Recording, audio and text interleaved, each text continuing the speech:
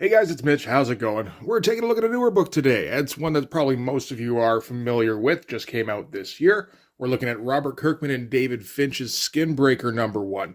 I know I'm a little bit behind in everybody on this one, but I mean, considering that, I still get surprised by shit that came out in 1998, that shouldn't catch anybody off guard.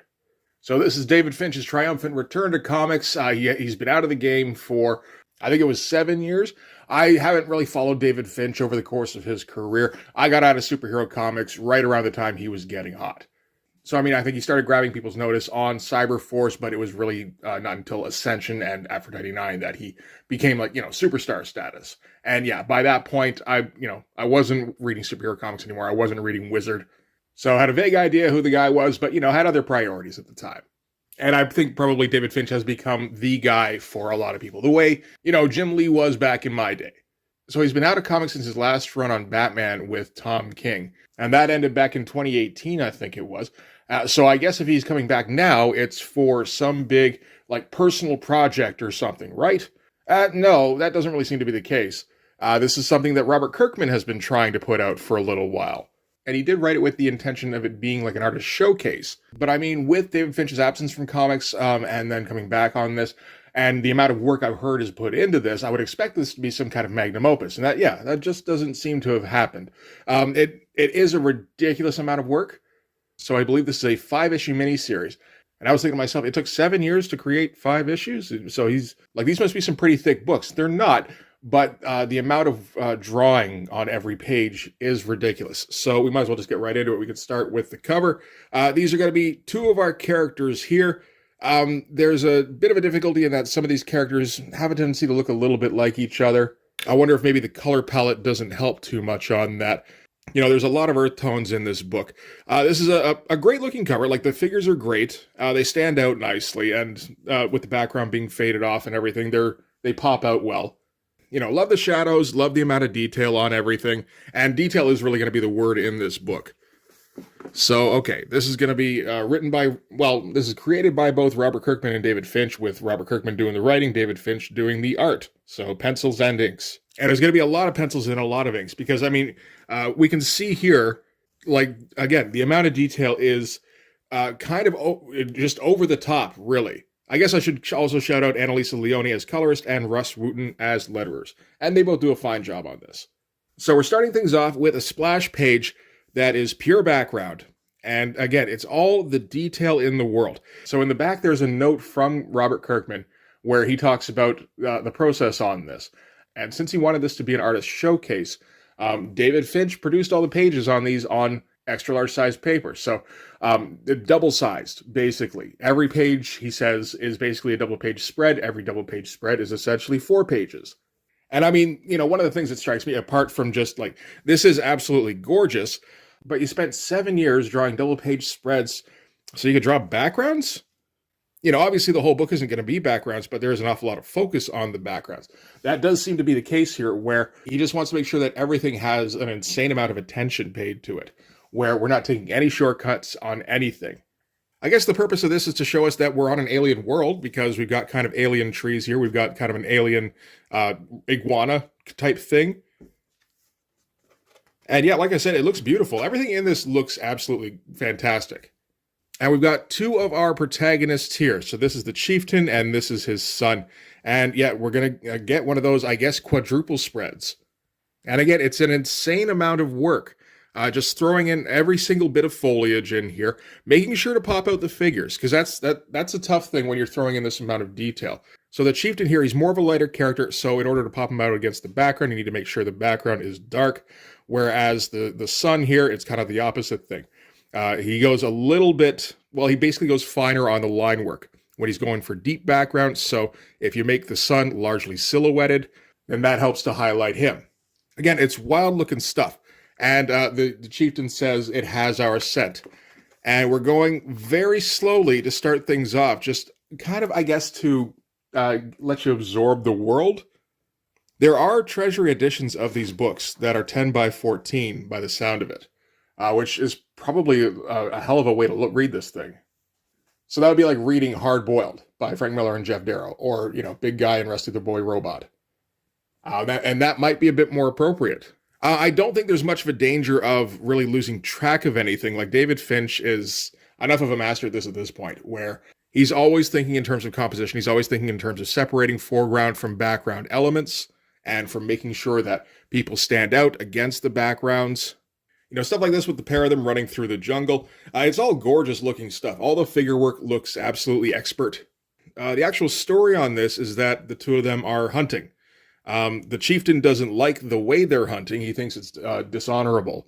And the son is just kind of like pushing him along. And chieftain has this pink blade here, which that does get a little bit lost in the shuffle every once in a while. This is the SKINBREAKER, which is kind of an artifact, basically, of their clan, which supposedly has mystical powers, and it looks like only the chieftain is supposed to use it. And again, everything is absolutely gorgeous. The only thing I would be kind of worried about with a video like this is that a lot of the detail is probably merging together. So that would be a bit of a shame, but you do definitely get a sense of the amount of line work on every page, and it is like absolute, essentially. So then the thing that they're hunting comes out of the trees. And, you know, this is a great looking shot. It's at an extreme angle, and we're getting a bit of force perspective with, this is the sun here, getting a nice twisted up pose that's nicely shadowed. He's throwing in leaf detail. He's throwing in cloud detail. A lot of swirling on the cloud detail here. Throwing in rock detail. Everything must be detailed at all times. But, you know, like with still pretty fine line work. And then when he draws the beast itself, it's, you know, like very heavily shadowed on the underbelly here. Again, kind of to pop it out. It's great looking stuff. Again, the only thing, this is page 7 now. And still not a lot has happened, really. So then, yeah, the beast gets impaled on these spikes. And that pretty much kills it. And as they're going down to investigate, the chieftain reiterates that this is a shameful way to hunt. So you get the impression that the reason that they're hunting this way, like usually I imagine the tribe that they're from, it seems to be all centered around strength. That's the whole idea. So normally I would think a hunt would be a guy goes out into the woods, maybe with a standard bearer kind of guy, like somebody to watch over him, and he goes one-on-one with a beast in question, and with no, like, traps or, you know, like a weapon, sure, but no tricks, basically. And this is what the chief has kind of been reduced to, because he's getting too old. His time is over. Again, great low-angle stuff. You know, not shying away from the gore, so that's nice. Chieftain is basically lamenting that his time is over, and his son's like, nope, there's still strength in you. I can see it. You know, go down into the pit and do something. I don't know what he's supposed to do. But yeah, opens up the jaws. It looks like the tongue starts flailing about. It has like a little mace head on the end of it. And I guess this is the chieftain not really being able to handle this animal's death throes. So, you know, he just kind of sits back, says, I cannot. So the son steps in, and so I guess this is what he's meant to do, is just force the jaws open. So yeah, that's what the chieftain was trying there, and just kind of crack the jaw there. So yeah, again, the chieftain is just kind of realizing that he's done. The son refuses to see it, says doesn't matter. And he's like, no, it absolutely does matter, because you need to make a challenge for the leadership of the clan. If you don't, somebody else in the clan will. And you're the only one I trust with leading the clan once I'm gone. And you get the impression this is a to the death kind of challenge. Again, wild looking shadows everywhere, and he's not skimping on any kind of backgrounds. You know, I mean, if you're going to spend 7 years on double-sized paper, like, yeah, this is kind of what you have to do. And of course, David Finch is doing it better than just about anybody else could, I think. So they're dragging the thing home. As they're dragging it, the chieftain's talking about how he needs a bit of a break. And right at that moment, that's when the, I assume, series antagonist shows up and kind of calls out the chieftain for not being particularly strong at this moment. Again, strength is everything in this tribe. So this is Thule, and, you know, like, he's got a great look. Like, everybody has, like, super highly detailed outfits as far as, you know, like, primitive tribesmen go. He's got his pouches, he's got his, like, adorned shoulder pads and everything. Again, like, great looking shadows. All the straps in here going all, you know, every which way. He's got his bead necklace and his armored knee pads and all. You know, like, there's been a lot of consideration put into the look of these tribesmen. And David Finch seems to be going out of his way to shadow him a bit more heavily than the other two. I think probably to, you know, just kind of get that sinister feeling across. Well, nice page layout here where we get the big top to bottom shot of Thule and then just our smaller panels for exposition. So, the son, Anok, is claiming that the chieftain killed the beast all by himself with no help. And that naturally that implies with no traps, with no tricks. Thule doesn't quite believe this. So Anok runs up and says, if you want to make a challenge, what are you waiting for? We're right here. Thule kind of, just kind of shoves him back, goes, no, not right now. Basically, it comes down to he's not going to issue a challenge when there isn't anybody around to witness it. But in the meantime, he's going to at least pretend to accept that, sure, the chieftain killed this thing and you guys are dragging it home. Yeah, why not? So, I'll see you guys back home for dinner. They're going to have a big, welcome home feast. And the chieftain again says how the son needs to challenge for leadership of the tribe. Again, great looking stuff. Just, seriously over-rendered, which is, the stuff I like. Keeping Thule in shadow from panel to panel. And I like this shot here because we got some framing for our characters to stand them out against the background. That's good stuff. All right, so now we're back at the village. Naturally, the village has to be a double-page spread because everything in this is showing off. That's kind of the point of this book, is David Finch being like, hey guys, I'm back. Here's the best looking shit I've ever drawn. I don't know if he's right or not. I'm not overly familiar with his work, but it's excellent looking stuff. So they get back to the village. Chieftain's exhausted, but the kids run up and they've got to go receive a blessing from the chieftain. And Thule isn't pleased with the fact that this weak chieftain is blessing these kids. So I think we're over the halfway point in the book now. We haven't gotten a whole lot of story, have we? We've got the basic premise down. We've got a little bit of the rules. Although even then, it helps with a bit more on second reading, knowing where this is going. It's all because of the way it's presented, where they just kind of speak about the rules without outlining them clearly. You don't necessarily know what they're talking about at first blush. So later that night, they're having their roast. Again, just a great job of separating different elements in this particular composition. We've got the roasted beast in the middle here. We've got kind of our foreground elements that are largely silhouetted to kind of separate it from the middle ground here. And we've also got the deep background, which is the son, Anok, and his wife. And they're the only pair that are kind of separate from the rest of the tribe. So they pop out. They've got a shadow behind them here, again, to help kind of draw your eye to them, where there's a little bit of framing going on with the smoke. Everything works to kind of draw your eye to these two. If we were to put them down here, we wouldn't even notice them. These guys tend to meld into the side of the little hill here. And you'll notice these guys don't get a shadow. So that's, totally intentional. I think the chieftain is meant to be this guy here. Maybe that's the only thing, is that he kind of gets lost in the shuffle. But, he's right here in the next panel. But basically, Thule keeps staring down the chieftain during the roast here. I guess basically you're meant to look here and read about that he's been staring him down the whole time. And then if you want to look back, you can see that it's going on here. And they're talking about the whole right of succession. His wife thinks that he should issue a challenge at any time. He doesn't think it's the right time because he thinks the chief still has plenty to teach everybody. He seems to be a bit more soft-hearted than the rest of the tribe. And maybe that's the kind of thing that the chief wants to engender in the next chief.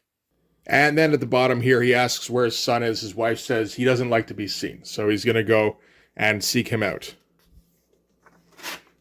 So Anok goes looking for him. Again, it's a very nice composition, kind of popping him out against this, what would be a blank space pretty much on the page, by silhouetting him and silhouetting what he's leaning on and just kind of heavily shadowing all the rest of the cave here. So that's one thing that's really nice in this, is that there's a lot of consideration put into every page about what the layout is going to be. So here we see Anok's son, and he's got this weird, his skin is like mottled skin, with weird veins all over him. Doesn't look like anybody else in the tribe. And the whole deal is he doesn't want to come out because he feels like a freak. And we get the impression he feels like he's the weak link in the tribe, so he doesn't want to go outside and shame his father. And his father, he's a good dad, he's caring and everything, and, wants his son to feel good about himself. And no, you can join us, it's okay. But he's not gonna. So it's like, okay, so I'll sit in here with you then. Again, just looking at all that detail, all the carving stuff on the walls, and it's going to stick around in every panel here. And separating the panels, just in case there's a little bit of confusion, make sure to throw in a lot of extra shadow. We're inside a cave, again, so that totally works. All right, so I get what I assume is next day. We're at the skin breaking ceremony. So it looks like this happens maybe once a year, maybe twice. I'm not for sure. But this is a ritual that happens regularly. That's kind of the point. So the chieftain here, he's got his Skinbreaker sword, which is a shard of the true Skinbreaker, I think they say, which we don't see in this issue. So that isn't going to get clarified. There's a lot that just, like I said, there's a lot that just kind of gets mentioned in this issue, and we get kind of an idea about what that is in the lore of this comic, but we don't get a clear view.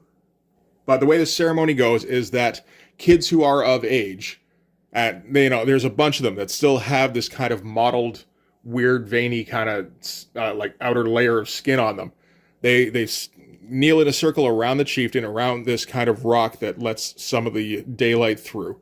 And the Skinbreaker blade refracts the light onto the kids.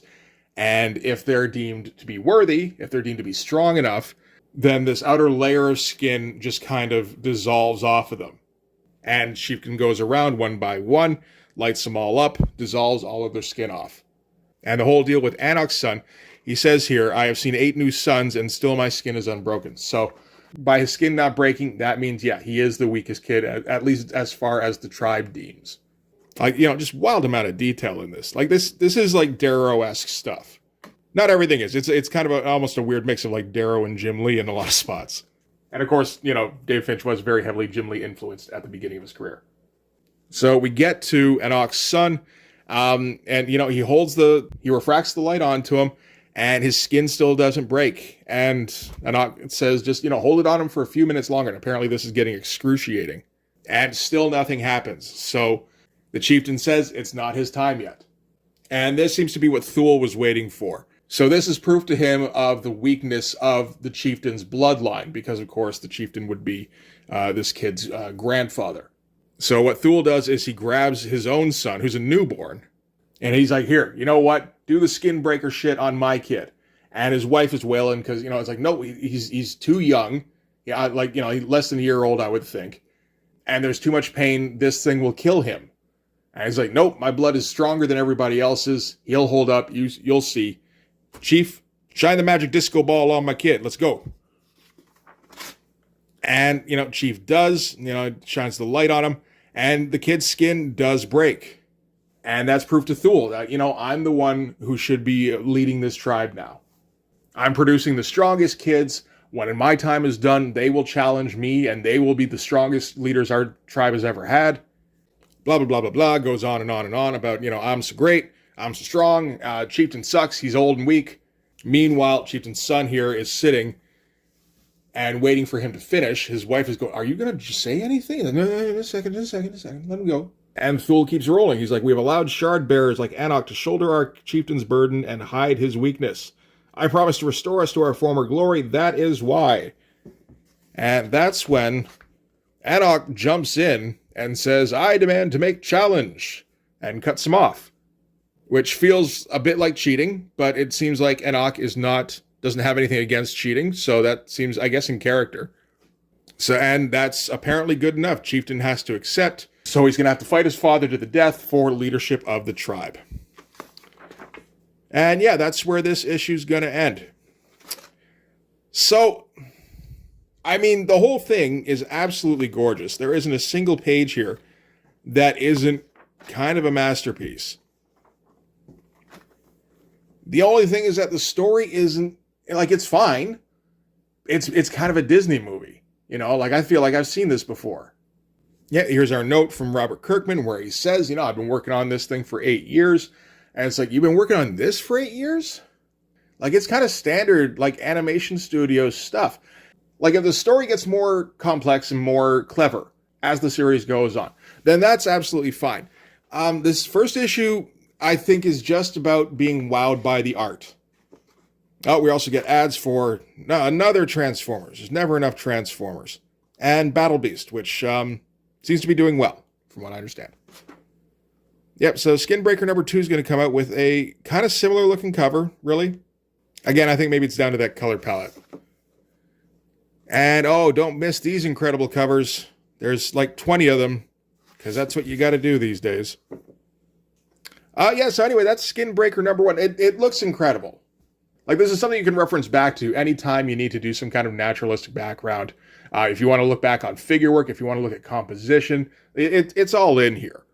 I don't know how engaging it is. Maybe it gets better. I know issue 2 and 3 are out now, maybe even 4. I'm not for sure.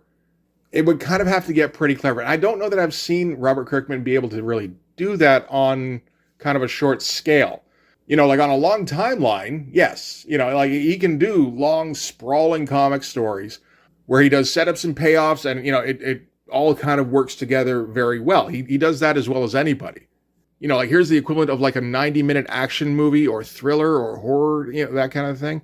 I don't know that I've seen that out of Robert Kirkman before. I wouldn't be surprised if it exists. I don't know that he's really the guy, though, to give you that like short-term pop. That said, Robert Kirkman is still he's one of the most powerful guys in comics these days. So with David Finch just kind of creating this big event book, like Robert Kirkman's the guy who can provide that kind of platform. And not too many other people can, really. So, I don't know how well this thing sold. I don't think there's any way to tell these days how well anything sells. Unfortunately, I kind of wish I could. I'm pretty sure this made some money, though. Like, maybe just a little bit. And I want to say, like, hopefully this means that David Finch goes back to doing comics a bit more often, but I think it's probably more likely that he goes, whew, now that's over, I can take a break for another 8 years. I don't know, like, very cool looking book. It's visually stunning. I don't know how memorable it's going to be, though. That's the only thing. Hopefully it gets up there, but you never know. We'll have to see. So anyway, I'll wrap this up. Thanks very much for watching, guys. If you like this video, please hit the like button. It helps with all the algorithm stuff. If you want to see more, hit subscribe. And if you really want to help out, in the description, there's a link to my Patreon. If you go subscribe there, that gives you access to everything I do. So all sorts of videos, everything to do with the Blood Force comic, including everything to do with the Blood Force Kickstarter, which is over now. But you could still, like, read the old posts and stuff, I guess, if you wanted. It was successful, if you were wondering. And now I've got so many things to do to make sure that actually turns into a comic. Holy shit. All right. So you can also follow me on Instagram and DM me there for commissions. So yeah, that'll do it. Thanks again for watching, guys. I'll see you in the next one. Bye-bye.